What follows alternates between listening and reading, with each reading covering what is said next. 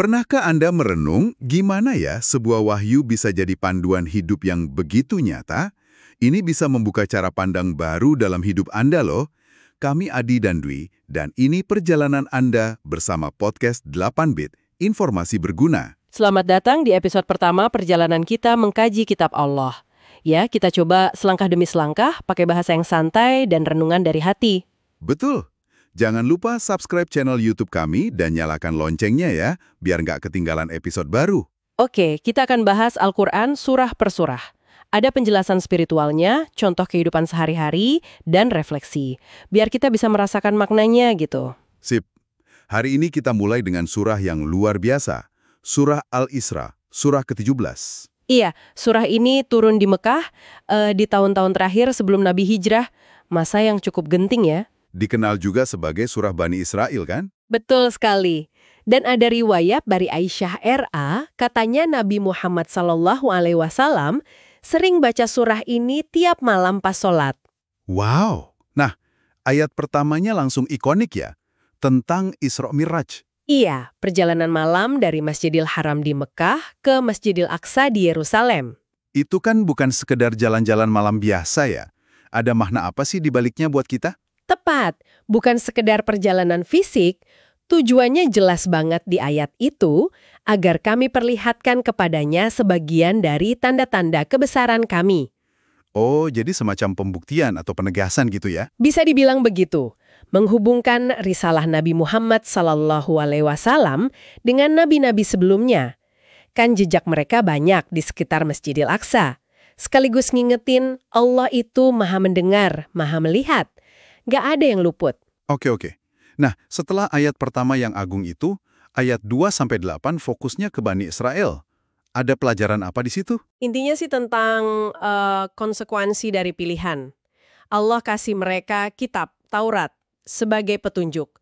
Pesan utamanya, jangan cari pelindung atau penentu nasib, wakil istilahnya, selain Allah. Tapi ada peringatan juga ya, soal mereka bakal bikin kerusakan 2 kali. Iya, dan bakal sombong banget.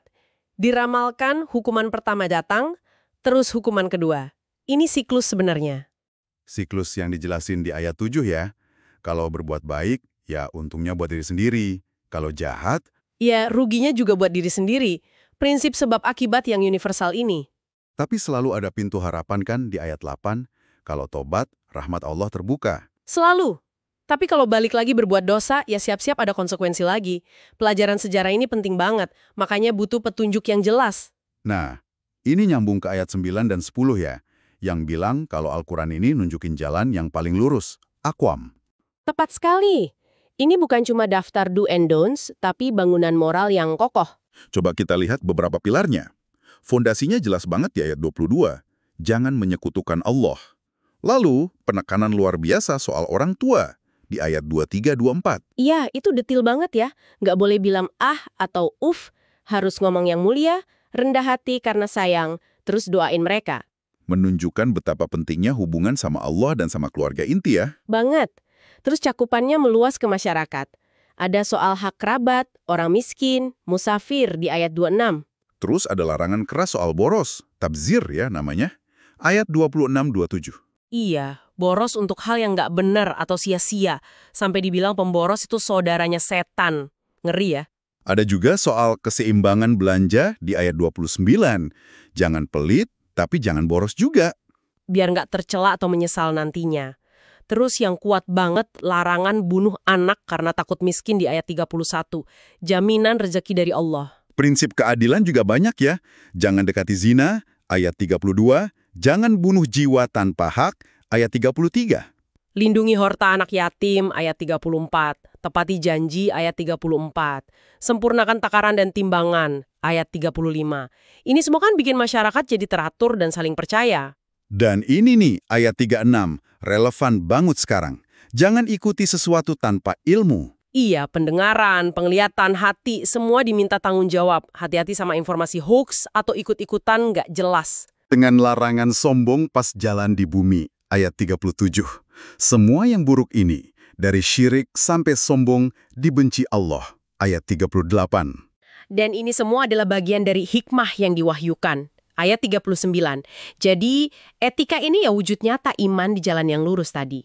Dalam banget ya pesannya. Nah, setelah merenungkan ini semua, mari kita sama-sama hening sejenak, meresapi doa yang terinspirasi dari semangat surah Al-Isra ini.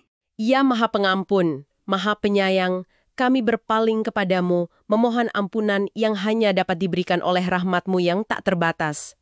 Engkau telah mengungkapkan dalam kitab-Mu bahwa barang siapa tekun berbuat baik akan mendatangkan manfaat bagi dirinya sendiri, dan barang siapa berbuat jahat hanya akan merugikan jiwanya sendiri. Ya Allah, jagalah kami dari godaan berbuat salah dan berikan kami kekuatan untuk menegakkan setiap perintah yang telah Engkau wajibkan, tidak pernah menyekutukan-Mu, tidak pernah mengucapkan kata-kata hina kepada orang tua kami, tidak pernah membiarkan tangan kami terikat dalam kelalaian kikir atau terulur dalam pemborosan.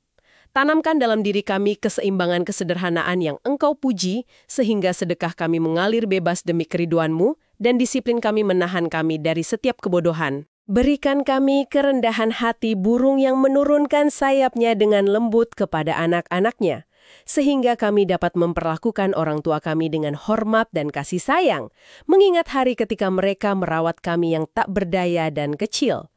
Biarkan lidah kami hanya berbicara kebaikan, tangan kami hanya memberikan kemurahan hati, dan hati kami memancarkan rasa syukur atas setiap nikmat yang telah Engkau anugerahkan, keluarga kami, rezeki kami, kesehatan kami, dan petunjuk Al-Quran itu sendiri.